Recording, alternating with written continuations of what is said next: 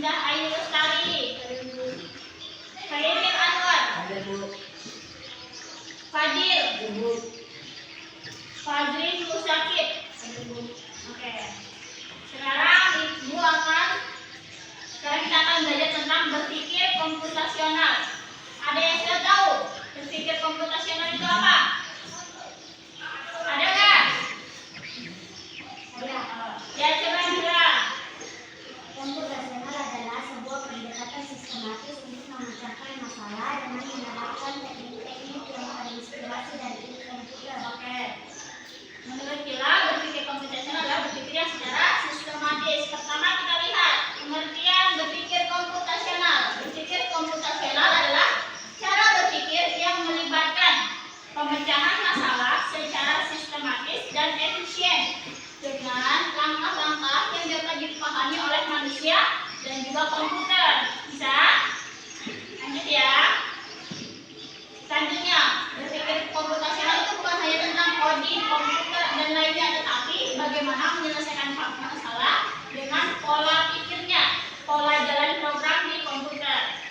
Lanjut. Tujuan berpikir komputasional. Suci bacakan nomor 1. Membantu menyelesaikan masalah yang kompleks. Zahra yang kedua. Melatih berpikir sistematis dan terstruktur. Fadil, selanjutnya. Membuat solusi yang efisien dapat digunakan kembali. Fadrin yang terakhir. Menjadi dasar dalam pembelajaran coding dan kecerdasan Artifisial. Oke, kecerdasan buatan ya. Selanjutnya, terdapat 4 elemen dalam berpikir komputasional. Yang pertama yaitu dekomposisi. Apa itu dekomposisi? Saudara Zahra. Dekomposisi adalah proses pemecahan masalah kompleks menjadi bagian-bagian yang lebih kecil dan sederhana agar lebih mudah dipahami. Tujuan Tunggu, sudah. Jadi berpikir dekomposisi adalah proses pemecahan masalah kompleks menjadi bagian-bagian yang lebih kecil, sederhana, lebih mudah dipahami. Itu kalau memang ada masalah besar, misalnya dibagi jadi masalah yang lebih kecil. Tujuannya apa, Fadrin? Fadrin? Oh, ya.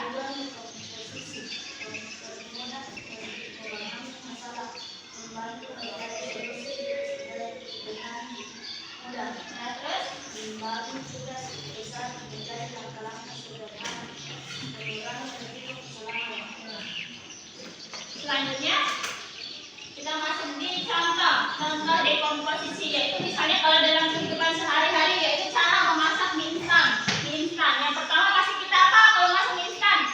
Siapkan dulu panci air, terus mie, selanjutnya memasak mie, lanjut mie hingga matang. Selanjutnya menyajikan mie. Ini adalah bentuk contoh dekomposisi atau elemen utama dalam berpikir komputasional. Selanjutnya slide ini apa kira-kira? Cara apa? Cara membuat kopi bagaimana? Yang pertama harus disiapkan apanya? Kopinya, terus ada pancinya, airnya, terus gelasnya, terus dimasukkan apa tidak? Dimasukkan, diaduk, lalu disajikan. Bisa kan? Selanjutnya yaitu pengenalan pola. Adel, bacakan pengenalan pola. Pengenalan pola adalah kemampuan untuk menemukan kesamaan, perbedaan atau keteraturan dari suatu masalah. Dengan mengenali pola kita bisa memprediksi, menyederhanakan dan mencari solusi yang lebih tepat.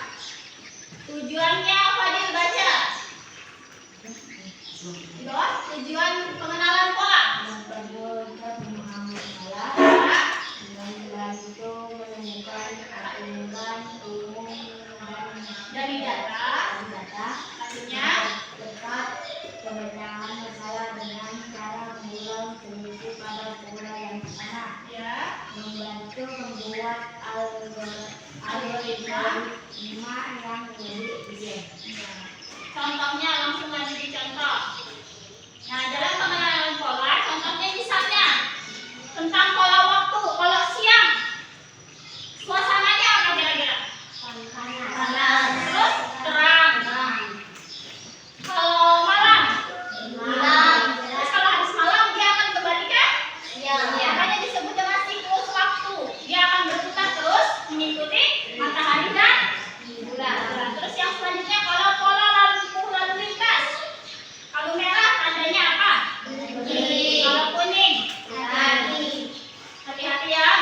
Terus kalau hijau, Jalan. nah kalau di sini dia arah ke sini, terus kuning ke hijau. Setelah ke hijau pasti dia akan kembali ke Merah. dia akan berputar terus 3 warna itu. Bisa? Selanjutnya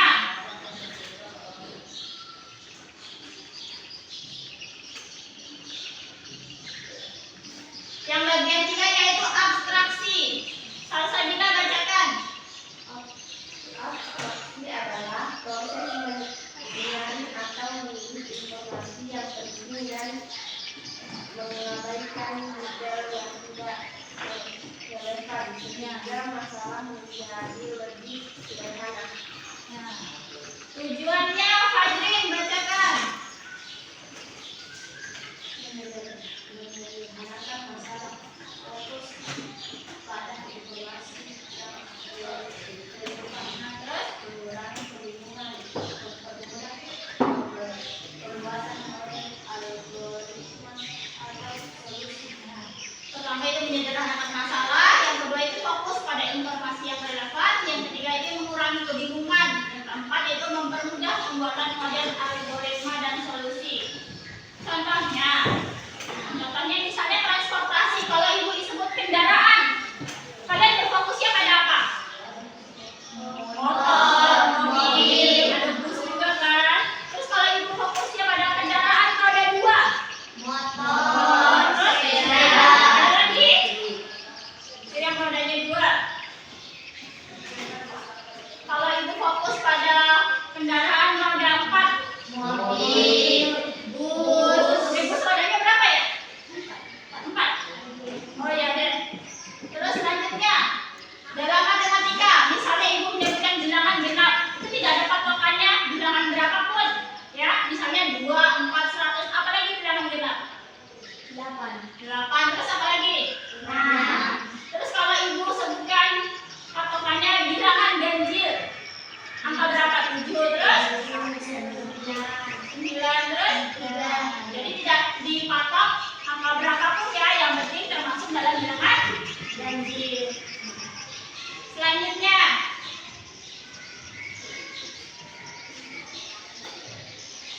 Fadil bacakan pengertian dari algoritma. Algoritma adalah urutan langkah-langkah yang disusun secara sistematis untuk menyelesaikan suatu masalah. Tujuan algoritma. Nah, tujuan algoritmanya, Khairil, bacakan Khairil, tujuan algoritma itu apa? Membantu menjelaskan masalah dengan struktur, mengurangi masalah dalam penyesalan, Apa? Ulangi, mengurangi. mengurangi kesalahan dalam penyesalan, Ulangi, penyesalan atau penyelesaian? penyelesaian, Ulangi, mengurangi kesalahan dalam. mengurangi kesalahan dalam penyesalan, Ulangi sampai benar pokoknya. Ulangi apa? mengurangi kesalahan dalam penyelesaian, Terus menjadi dasar membuat program komputer, ya, mempermudah komunikasi solusi kepada orang lain. mempermudah komunikasi kepada orang lain. Misal contohnya bentuk penyajiannya, bentuk pertama yaitu deskriptif, sama dengan tadi di komposisi. Pertama misalnya ibu kasih contoh cara membuat mie instan. Pertama pasti ambil minyak, rebus air, terus Masukkan mie, 3 sendok bumbu, sajikan. disajikan. Terus selanjutnya yaitu dengan cara coba kalian baca apa ini?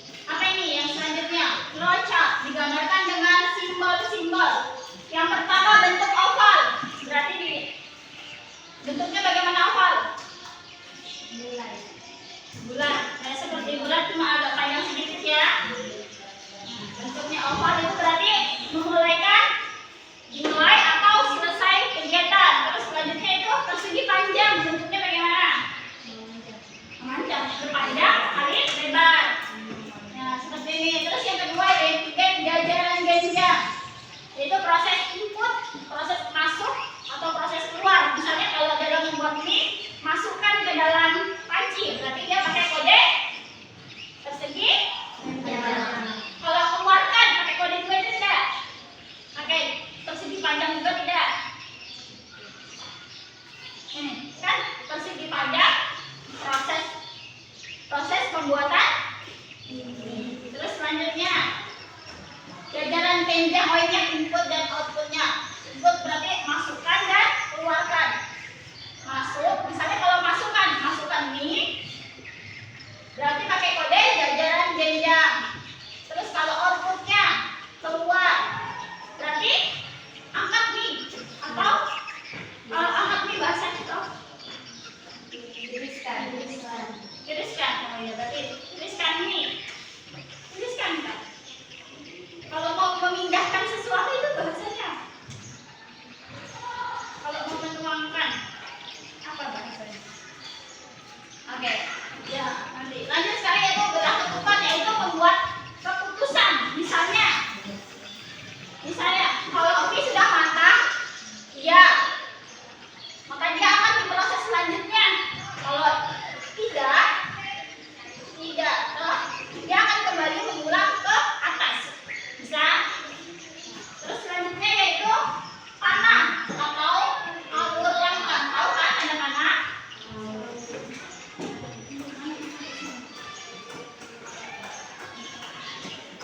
Yaitu alur langkah atau jalurnya bagaimana, programnya jadi atau tidak. Contohnya, kita contoh di flowchart. Misalnya, yang pertama itu siapkan mie instan. Pertama kalau kita pakai apa ya? Pakai bentuk flowchart, bentuknya akan seperti ini. Kalau ini tanda apa? Yang oval, tanda apa? Apa tadi? Oval tanda apa? Oval tanda apa? Nah, ingat coba ibu suruh ingat nanti ibu suruh. Oval itu mulai atau selesai, boleh ditulis. Terus yang selanjutnya persegi panjang itu proses. Sedang memasak mie, merebus air itu masih dalam proses. Terus kalau jajaran jenjang itu masukkan atau keluaran. Dimasukkan mie ke dalam panci atau dikeluarkan mie-nya ke dalam panci. Selanjutnya itu keputusan, belah ketupat. Kira-kira mie-nya sudah matang, ya atau tidak? Bahasa pemrograman itu ada dua, ya atau tidak. Tidak ada yang bingung-bingung. Kalau bingung pasti sistemnya error. Selanjutnya itu panah alur langkah.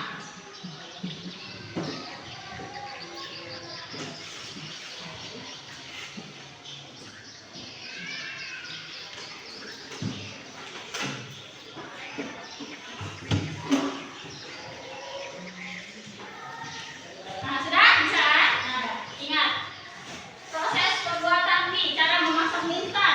Kalau oval berarti tanda apa? Mulai atau selesai. Nah, berarti kalau di awal berarti mulai. Terus siapkan mie.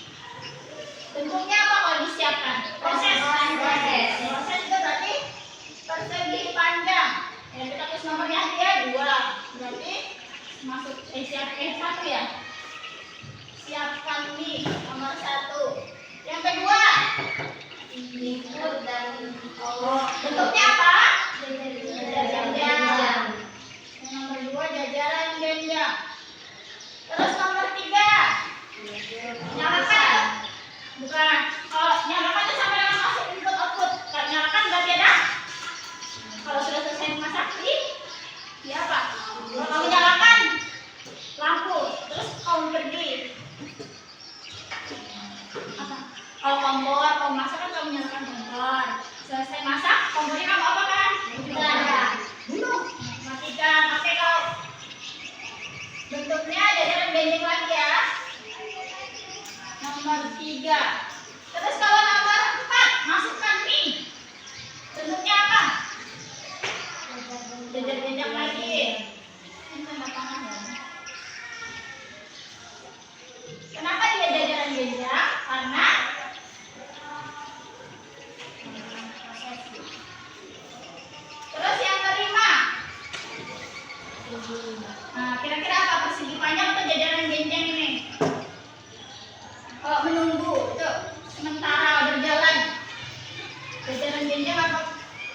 Persegi panjang.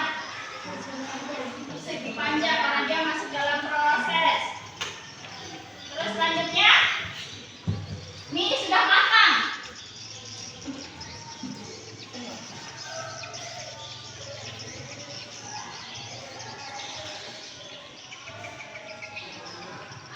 Nomor 5 apa tadi? Persegi panjang ya? Nah, ini sudah matang apa belum? Itu menurut kalian apa? Kan ada dua pilihan, iya atau tidak? Oh? Berarti apa? Adalah keputusan ya.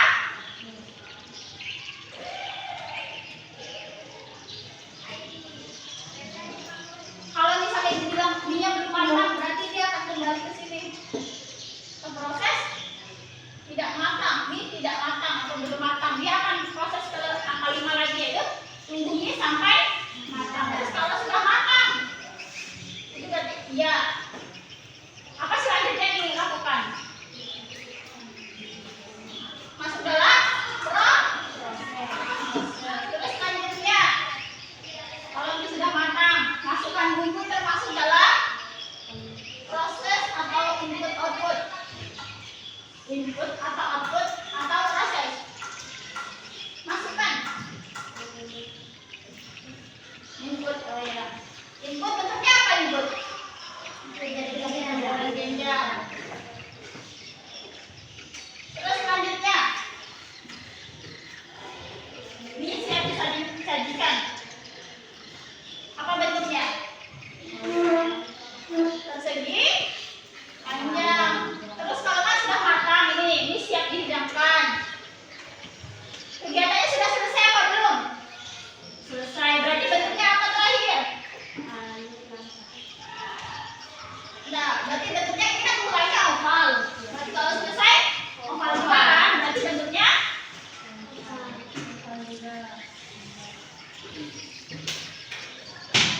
nanti